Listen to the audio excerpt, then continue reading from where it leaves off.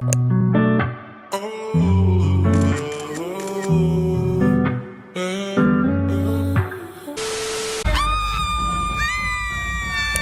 guys, welcome back to my channel. Today I'm going to be doing a get ready with me / chit chat. I'm talking about unhinged experiences in my life while I beat my face. I'm back and I'm going to give you guys all the tea.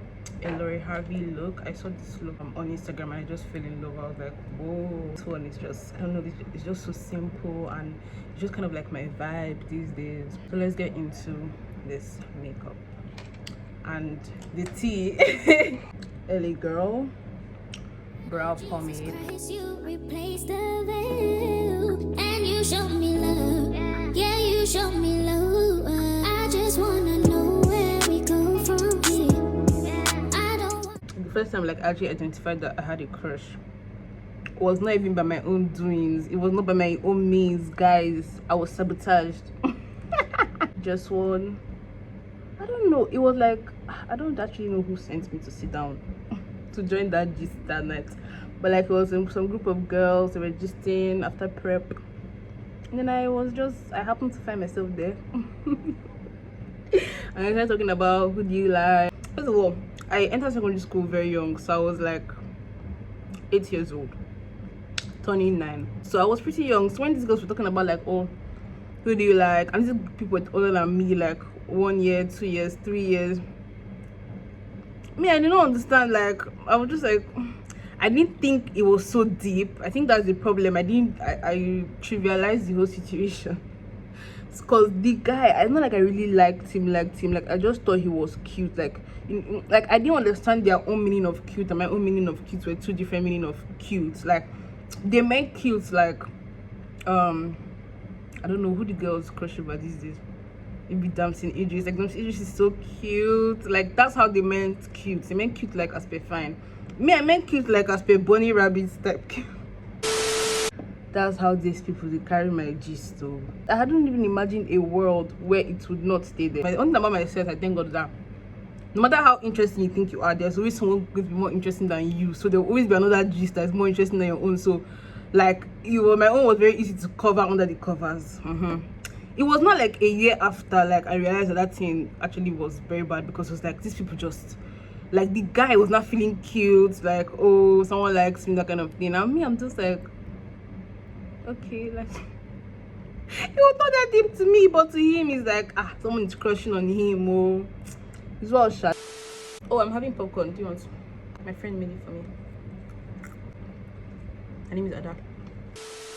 Maybe I'm actually being a little bit dramatic. I don't know if it was near death, but like as far as I was concerned, it was near death too, because I could not breathe, guys.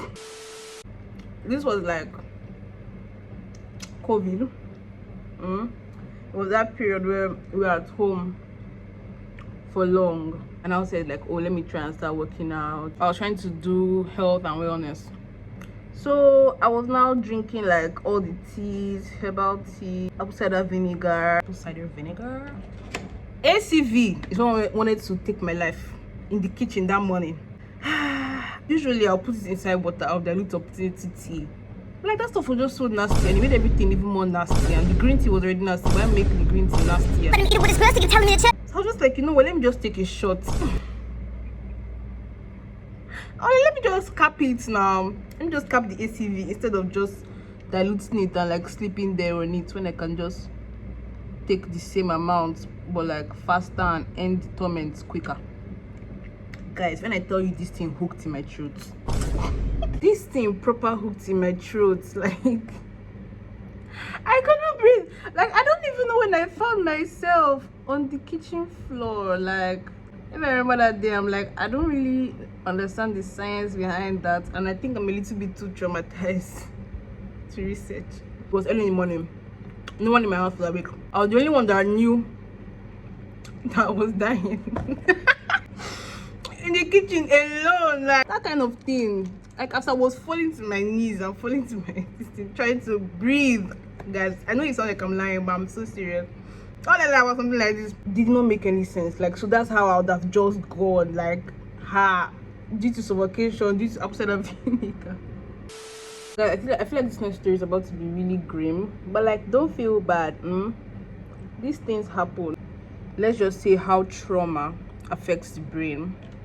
So I saw someone that I know, I lived with, okay, and I could not remember them. Instead, I remembered someone completely else that kind of looks like them, but like, it's just, I mixed up, my memory mixed up the two people, guys. So that I did not even remember the person, like, wow, I stayed there with this person the whole day, and until I went home, I didn't remember who the person actually was in my own life. Still, I just knew that I knew the person, but I wasn't sure from where. Like, this person related to me. The second red flag. I didn't remember until I went home. Like, how is that? Like, and I felt so bad. I was feeling so bad because, like, guys, this person related to you and you forgot who they were. You saw them and you did not know who they were. As time went on, as I was really reasoning the whole thing, I realized that it was not that I did not know who that person was, but my brain did not want to remember who they were, because that person is from, like, not my mom's side of the family, right? So it, like, just a lot of things happened around that side of the family that, like, to me was like traumatizing in that stage of my life. So like my brain, like, having left the place, like, at that point I had left the whole trauma, right?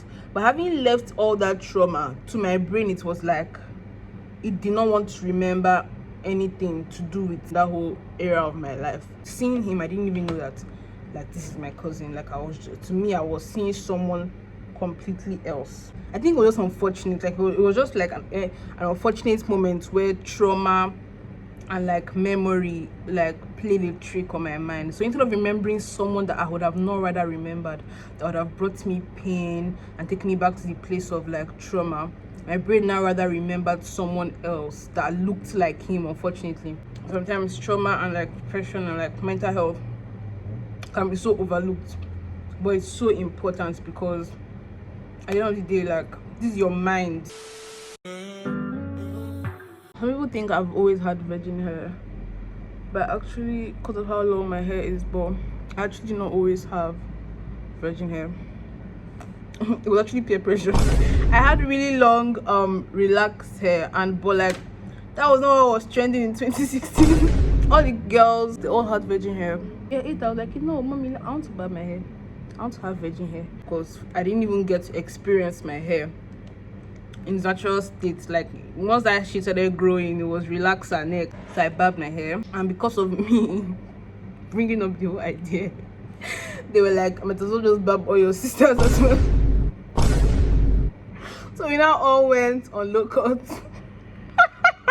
It was one discussion. My mom was like, oh, okay. I mean, she tried to talk me out of it at first because of how long my hair was at the time in its relaxed state, but like, I was just not having it. I wasn't listening. All I knew was that I wanted that virgin hair and nothing could stop me. And then it grew back, like, I'm telling you guys, so fast. Like, all the people that, like, I was trying to copy in the form of, like, oh, let me do virgin hair, my hair grew longer than theirs, oh, faster than theirs. Like, it was obvious that, like, my hair was always meant to be long, because I mean, I was thinking that, like, oh, maybe my hair won't be as long anymore, and I didn't really care to, because I was thinking like it was only just that long because of relaxer. But no, it was actually my genes. Like, my genes, I just have really good hair, and I just thank God for that. But me, I was actually just happy to no longer have to sit in the salon and be getting burnt in my scalp in the name of relaxing my hair. And I think my mom was also happy to not have to spend as much on relaxer anymore. So it was a win-win for all of us. We need Jesus. Okay, now wait up. It's time to get your heart together and stop playing. You know the truth, you know the word. How I got my biggest scar. So if you don't know, I have like well, it's not that big of a scar, to be honest, but to me it was big, or it is big. But actually not that big. It's okay. But how I got this scar, so it's a scar I have on my belly. It's a burn scar actually. I got burned. So like my body touched a kettle, and that was how I got burned. Like that was how the burn came about. They wanted to, like, the housemaid at the time wanted to make, what were they making? Eba. It was sha eba, okay. For us or for lunch or whatever. It was after school. My parents were always around, they were at work. I don't even know if she told us stop or like she warned us that there was something on the table. Me and my sister were running around the table for which reason I don't even know. Let me just say, maybe I look at the same day, because that was I running around the table. That one's number one.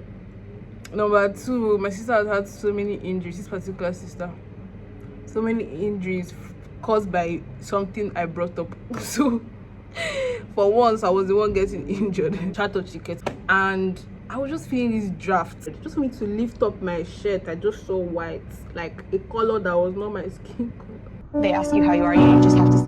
Guys, I can't make this thing up. And like I will never forget when my sister shouted, she's like, Jesus, your flesh, your flesh. Even if someone doesn't want to cry after you shout like that, of course the person is going to cry. Funny enough, I didn't cry. I didn't even cry. I was very calm. Like I was actually very calm.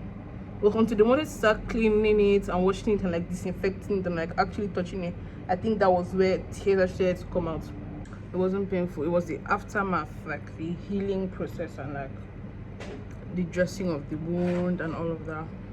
Now I think it's low-key cool. Like I feel like it adds dimension to my.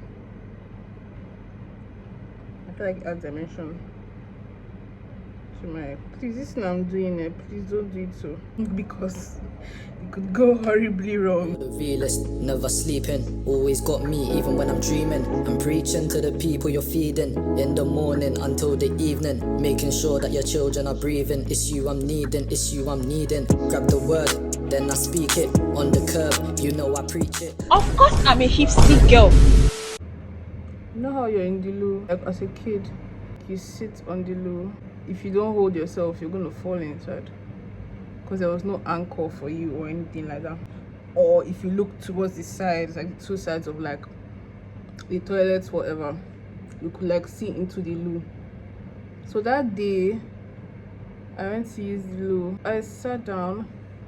I think I was reading a book or something while I was in the loo. I don't know, but I know I was distracted. I don't know what I was looking for, but I just basically looked around me as I was sitting. I looked to my left and to my right, and I realized that I was just seeing flesh. Like I couldn't see, like I couldn't see into the loo anymore. Like I couldn't see into the stuff.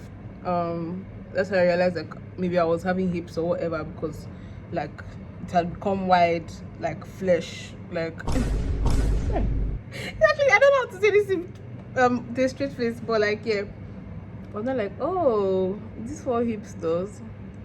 Helps you sit down well on the loo so you're not falling inside. So I just line my lip. It's cute, it's giving. The world's good, I know, and your heart's no different. You won't Mascara to finish. miss you. Weird mascara face for me. Your tears are falling, you can't feel them. You want peace, but can't feel it. You got it, you can't do it. You need Jesus. We all need Jesus.